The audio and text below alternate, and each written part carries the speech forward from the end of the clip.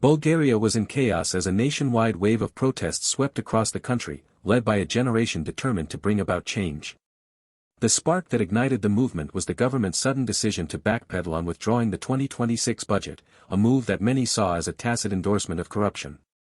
At the forefront of the protests were the Gen Zers, disillusioned with the system and eager to make their voices heard. Armed with smartphones and a fierce determination, they took to the streets, calling out against the government's attempt to silence them.